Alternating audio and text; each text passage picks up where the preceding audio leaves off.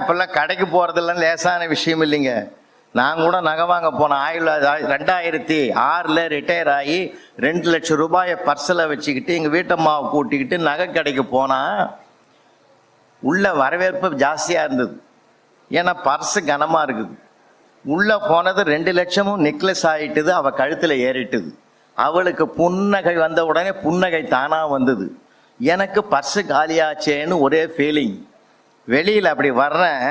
அதில் பெரிய வேடிக்கை என்னன்னா, கேஷில் பணம் கட்டுற போது பில்லு எவ்வளோ வந்தது தெரியுங்களா? 2,15,000 ரூபா. எவ்வளோண்ணா? 2,15,000 ரூபா. அந்த கடைக்காரர் எனக்கு தெரிஞ்சவர் தான். அவர் சொன்னார், டே ஐயா நமக்கு ரொம்ப தெரிஞ்சவர்ரா, ஒரு 15 ரூபாய் தள்ளிடு. எவ்வளோ பெருந்தன்மை பார்த்தீங்களா அவனுக்கு. அப்போ என் ஒய்ஃபு என்னுடைய சம்சாரம் என்ன பார்க்குது, என்ன பார்வைக்கு அர்த்தம் தெரியுமா? உன் மதிப்பு 15 ரூபா தானான்ற மாதிரி இருந்தது. எல்லாத்தையும் வாங்கி மனுஷங்களை பொறுமையாக இருந்து பணத்தெல்லாம் கட்டி வெளியில் வரணும். என்ன சார் சும்மா போகிறீங்க, வாங்க சார் அப்படின்னு அந்த ஜுவல்லரி ஷாப் ஓனர் அவனை மாதிரி ஒரு ஞானி உலகத்தில் இருக்க மாட்டான். ஒரு காலி பர்ஸை என் கையில் கொடுத்தான் பார்த்தீங்களா. நான் நினச்சேன், என் பர்ஸை காலி ஆக்கிட்டு அவன் ஒரு காலி பர்ஸை கொடுக்குறானே. நாம் எப்பயுமே நேர்மறையாக சிந்திக்கணும்னு ஆசைப்படுறவன். நான் நினச்சேன், அடுத்த தடவை வரும்போது இந்த பர்ஸ்லையும் சேர்த்துக்கிட்டு வாடான்னு சொல்கிறான் போல இருக்குதுன்னு நினச்சி வெளியில் வரேன் சார். வாசப்படியை தாண்டுறேன். என் ஒய்ஃப் அப்படி வலது கையால் இப்படி வச்சு இப்படி ஒரு தட்டு தட்டி, என் கூட வந்ததுனால தானே உனக்கு ஒரு பர்ஸு கிடச்சிதுன்னா. ஏன் இதை சொல்றேன்னா, பேரறிஞர் அண்ணா சொன்ன வாசகத்தை படிக்கிற போது எனக்கு இதை இணைக்கணுமோ தோணுச்சு. ஏன்னா அவர் சொன்ன வார்த்தை என்ன பாருங்க, அன்பு பூர்வமானது சார். இது நானே கடைக்கு போய் யாரையும் சொல்லிவிட இந்த இத்தனை கிராமில் போய் மோதிரம் வாங்கிட்டு வான்னு சொல்லியிருக்கலாம். அவரு நீயே வாங்கி அந்த கொடுன்னு சொல்லியிருக்கலாம்.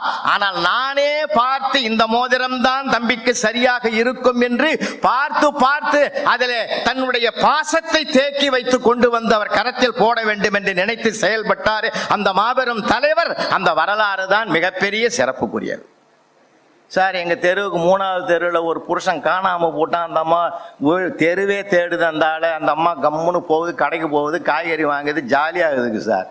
எல்லாருக்கும் கோவம் வந்து தெருவே போய் கேட்டுது, ஏமா அப்படி இருக்கிறேன்னு. என்ன பண்ணணும்னுச்சு, பேப்பர்லையாவது அவன் போட்டோ கொடுக்கக்கூடாதான்னு. மறுநாள் பேப்பரில் பார்த்தா அதுவும் போட்டோ வந்துக்குது, காணவில்லைன்னு. தெருவில் இருக்கிற அத்தனை பேரும் வந்துட்டாங்க. ஏங்க காணாமல் போனது உன் வீட்டுக்காரன், உன் படத்தை போட்டுக்கிறேன். இல்லை நான் காணாமல் போனது தெரிஞ்சா அந்த தானா வீட்டுக்கு வந்துடுவான் இல்லை. இதுக்கு தான் கம்ப்ளீட்டுன்னு பேர், ஃபினிஷ்டுன்னு பேர் இதுக்கு. ஏன்னா நிறைய இருக்குது சார். அன்னைக்கு கூட ஒரு வீட்டை விட்டு ஒரு அம்மா புறப்பட்டது, புருஷங்கிட்ட சொல்லுது, ஏங்க நான் வெளியில போறேன், உங்களுக்கு என்ன வேணும்? அதை விட எனக்கு என்னடி வேணும்னா முடிஞ்சு போச்சு. அங்க என்ன இருக்குது பிரச்சனைன்னு. எதிர்கட்சி தலைவராக இருக்கக்கூடிய பேரறிஞர் அண்ணா, ஆளுங்கட்சி காங்கிரஸ் கட்சியில் இருக்கக்கூடிய மாண்புமிகு சி. சுப்பிரமணியம் அவர்கள் ஒரு உரை நிகழ்த்தி அமர்கிறார். அப்பொழுது சட்டமன்றத்தில் இருக்கிற காங்கிரஸ் பிரமுகர்கள் எல்லாம் கை தட்டி ஆரவாரம் எதுவும் செய்யவில்லை. ஆனால் பேரறிஞர் அண்ணா அவர்களுக்கு அந்த உரை நன்றாக பிடித்திருந்தது. அதனால் மெத்த படித்த மேதை அல்லவா, எழுந்து நின்று மாண்புமிகு அமைச்சர் அவர்கள் ஆற்றிய உரை இயேசுநாதர் மலைப்பொழிவு செய்தது போல் இருந்தது என்று பாராட்டினார்.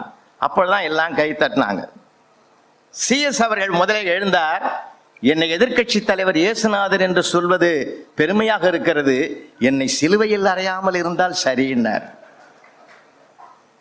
மெத்தப்படித்த மேதை பேரறிஞர் அண்ணா அவர்கள் எழுந்தார்கள். இயேசுநாதரை சிலுவையில் அறைந்தது அவரோடு இருந்தவர்களை தவிர எதிர்கட்சிக்காரர்கள் இல்லை. இதான் சார்.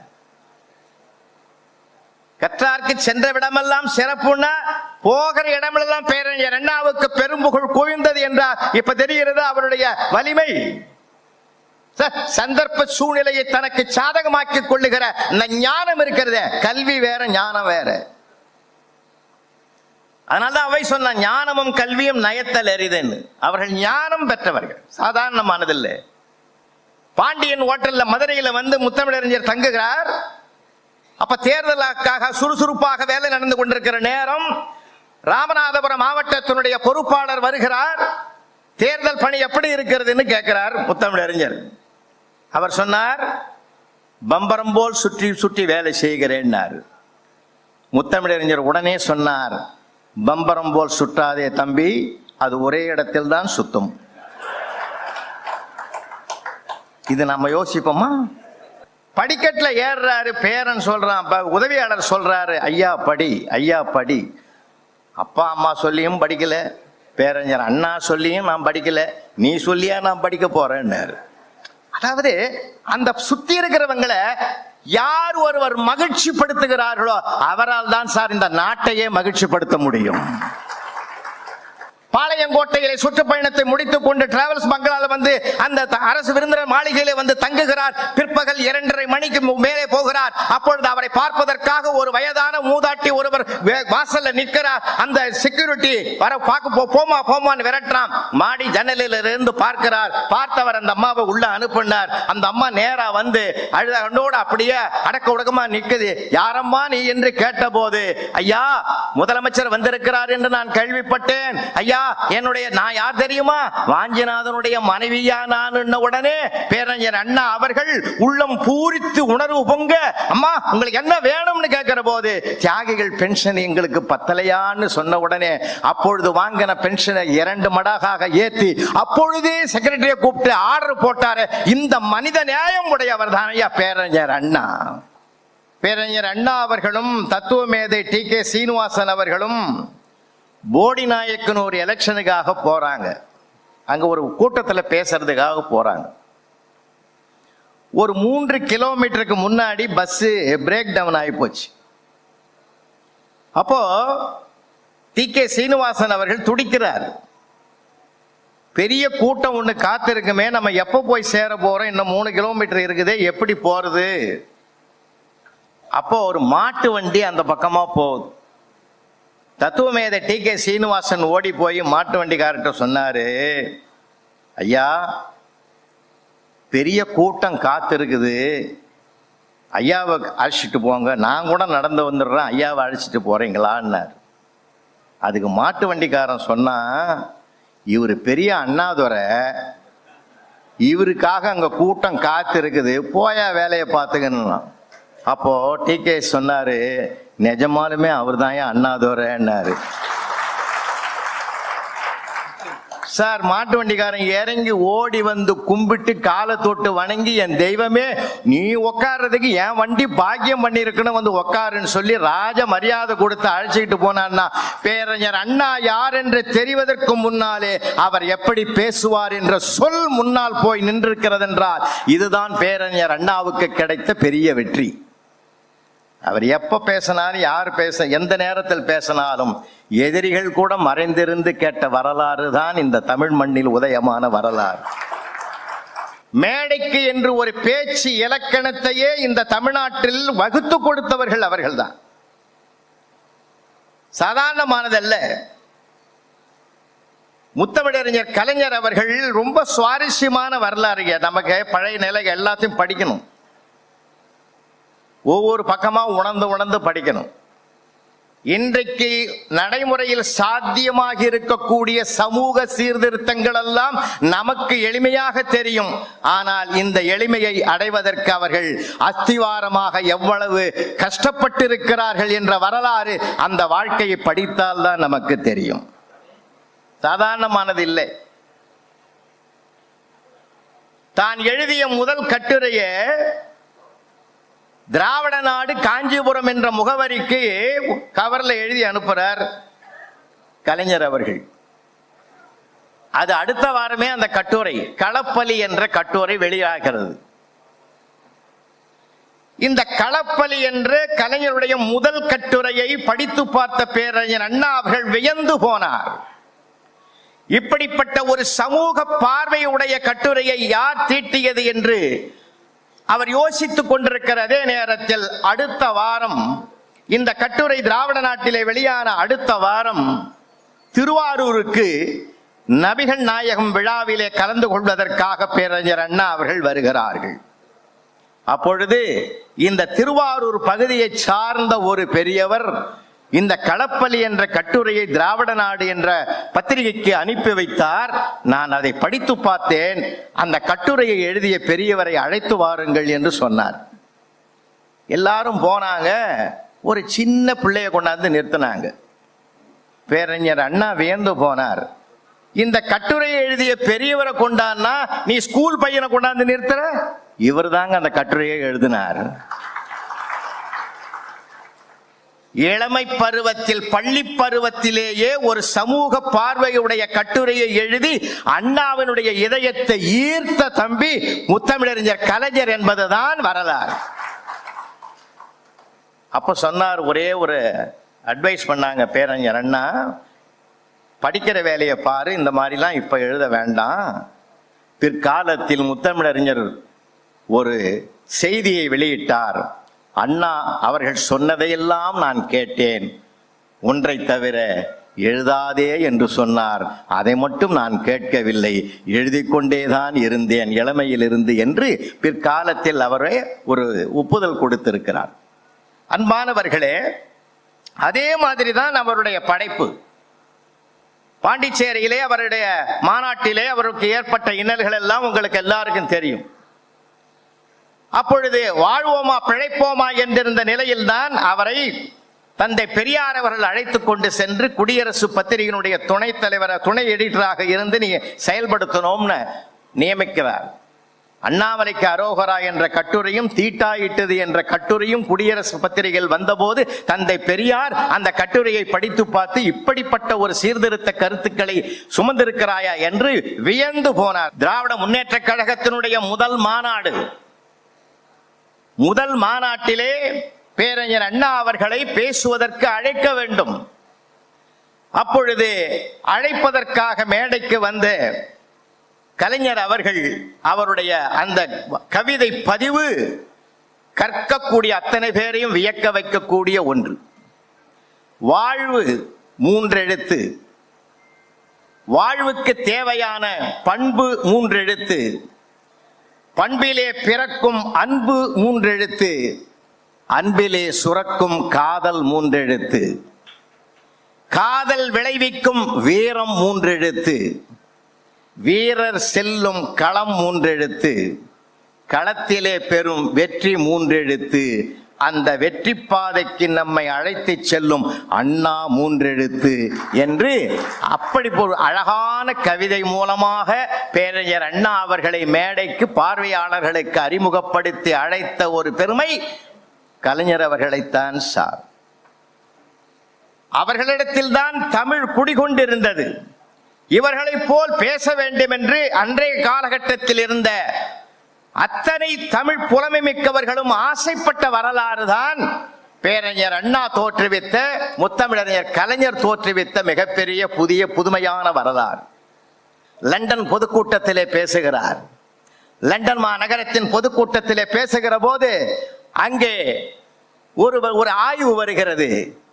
கம்ப்ளீட், ஃபினிஷ், 2 ஆங்கில வார்த்தை ஒரே அர்த்தத்தை தானே தருது, இது எதுக்கு 2 வார்த்தைகள் அப்படின்னு கேட்கும் போது பல பேர் சொன்னான் அது தேவையில்லைன்னா. பேரறிஞர் அண்ணா அவர்கள் சொன்னார்கள், 2ம் தனித்தனி வார்த்தைகள் தான். அவங்களுக்கு புரியுற மாதிரி சொன்னார். ஒருத்தனுக்கு நல்ல சரியான மனைவி வாச்சா அவன் வாழ்க்கை கம்ப்ளீட்டு,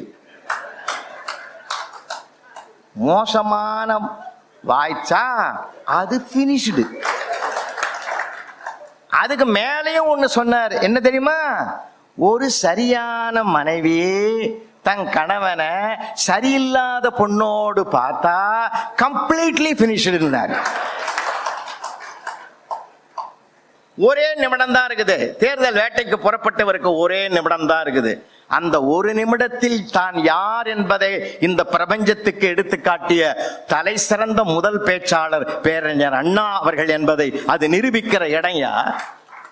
10 மணிக்கு கூட்டத்தை முடிக்கணும் சார், 9:59 போய் மேடையில நிக்கிறாரு, இருக்கிறது 1 நிமிஷம். அழகா சொன்னார், மாதமோ சித்திரை, மணியோ 10:30, உங்களை தழுவுவதோ நித்திரை, ஆதரிப்பின் முத்திரை உதயசூரியனில். முடிச்சிட்டார். எலெக்ஷன் முடிஞ்சு தேர்தல் எதுக்கு போனாரோ அதை சொல்லிட்டு வந்துட்டார். என்ன அழகான பார்வை. அதான் சொல்லுங்க, ஒரு நிமிடமானாலும் கூட அந்த ஒரு நிமிடத்தையும் பேரறிஞர்கள் சரியாக பயன்படுத்துவார்கள் என்பதற்கு உலக வரலாற்றில் ஒரு சாட்சி வேண்டும் என்றால் அது பேரறிஞர் அண்ணாவை எடுத்து காட்டலாம், முத்தமிழறிஞர் கலைஞர் அவர்களை எடுத்து காட்டலாம். ஒரு இடத்துல என்ன ஏல் பல்கலைக்கழகத்தில் பேசுகிறார் பேரறிஞர் அண்ணா. ஏல் பல்கலைக்கழகத்தில் பேசுகிற போது ஒருத்தன் கேட்டான், ABCD என்ற 4 எழுத்தும் வராம ஒரு 100 வார்த்தை சொல்ல முடியுமான்னு கேட்டான். உடனே பேரறிஞர் அண்ணா சிரித்துக் கொண்டே 1 2 3 4 5 அப்படின்னு வரிசையா சொல்லிக்கிட்டே வந்தார். 99 வரைக்கும் வந்தார். அதுல 99 வரைக்கும் ABCD கிடையாது. ஆனா 100ல D இருக்குது. 100ல D இருக்குது. அரங்கமே உத்து பாக்குது. இப்ப மாட்ட போறாரு 99 சொல்லிட்டாரு. இன்னும் ஒரு வார்த்தைன்னு 99 ஸ்டாப் அப்படின்ட்டாரு. ஸ்டாப்ன்றது 300வது வார்த்தை. அப்போ 100வது வார்த்தையில ஸ்டாப்னு சொல்லி அந்த அத்தனை பேரையும் ஏமாற வைத்தார். ABCD என்ற 4 எழுத்துல வரவே இல்லை என்று சொன்னால், அன்பானவர்களே, இன்னும் 2 செய்தியை நினைவுபடுத்தி நான் விடைபெறுகிறேன். சட்டமன்றத்தில் கேட்கிற கேள்விக்கெல்லாம் என்ன நயம்பட பதில் சொன்னார் தெரியுமா? அதைத்தான் பிற்காலத்தில் முத்தமிழறிஞர் கலைஞர் அவர்களும் கையில் எடுத்துக்கொண்டு சட்டமன்றத்தையே கலகலப்பாக்கிய வரலாறு அவர் பேரறிஞர் அண்ணாவும் அவரும் இணைந்து சென்ற ஒரு அருமையான பாதை அது. எதிர்கட்சி தலைவராக இருந்த கருத்தருமன் அவர்கள் ஒரு கேள்வி கேட்கிறார். கருத்தருமன் கொட்டைப்பாக்குக்கு விலை கேட்டா பட்டுக்கோட்டைக்கு வழி சொல்றாருன்னு. உடனே பேரறிஞர் அண்ணா சொன்னார், பட்டுக்கோட்டையில தான் கொட்டைப்பாக்க விலை சீப்பு தெரியுமா உங்களுக்குன்னாரு. ஏன்னா அதை கோபப்படலை சார், அதை குணமாக எடுத்துக்கொண்டால் தான், நெஞ்சம் பதறாத இருக்கிற போதுதான் பதில் சொல்ல முடியும் என்பதற்கு அவர் வாழ்க்கை ஒரு நமக்கு வரலாறு. அது மாதிரி இல்லை. அதே மாதிரி சட்டமன்ற உறுப்பினர் விநாயகம் அவர்கள் காங்கிரஸ் கட்சி சார்பாக ஒரு கேள்வி கேட்டார். இந்த மிருக உயிர்காட்சி சாலைக்கு நான் ஒரு ஆண் புலிக்குட்டி கொடுத்தேன், எம்ஜிஆர் அவர்கள் ஒரு பெண் புலிக்குட்டி கொடுத்தார். பெண் புலிக்குட்டி பராமரிக்கிற அளவுக்கு ஆண் புலிக்குட்டி பராமரிக்கப்படவில்லைன்னாரு. பேரறிஞர் அண்ணா அவர்கள் சொன்னார், இது விஷயமான விஷயத்தை 2 சம்பந்திகளும் சட்டமன்றம் முடிந்த பிறகு போய் பேசிக்கொண்டு தீர்த்து கொள்ளவும். திருவாரூரிலே தொடக்கப்பள்ளி ஆசிரியருடைய மாநாடு நடக்கிறது.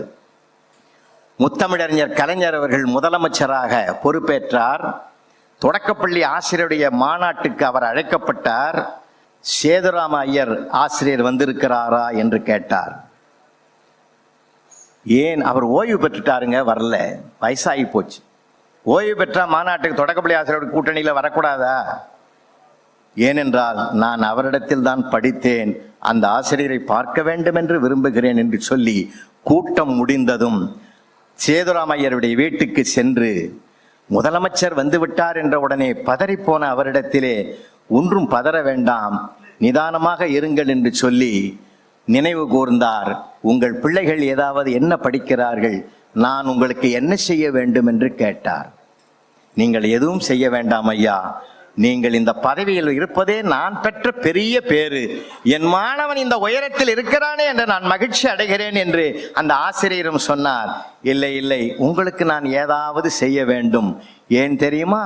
உங்களிடத்தில் நான் படித்த போது ஒரு நாள் 40 கட்டுரை நோட்டு இருந்த ஒரு பெரிய பண்டில், இதை தூக்கின்னு வாடா வீட்டுக்குன்னு என்கிட்ட சொன்னீங்க.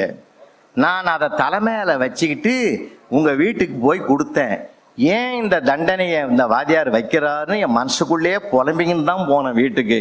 ஆனால் அந்த கட்டு நோட்டு பண்டில் கீழே இறக்கி வச்ச உடனே மாமி ஒரு அற்புதமான ஃபில்டர் காபி கொடுத்தாங்க. அந்த காபியினுடைய மனம் இன்னைக்கு கூட நினைச்சா மணக்குது. ஏன்னா அது நாள் வரைக்கும் நான் காபி எப்படி இருக்கும்னு எனக்கு தெரியாது. அன்றைக்குத்தான் காஃபின்னா இப்படி இருக்கும்னு நான் நினைச்சேன். அது மட்டும் இல்லை, மறுநாள் ஸ்கூல் பெல் அடிச்ச உடனே நான் உங்களை கேட்டேன், இன்னைக்கு ஏதாவது கட்டு நோட்டு இருக்குதான்னு கேட்டேன்.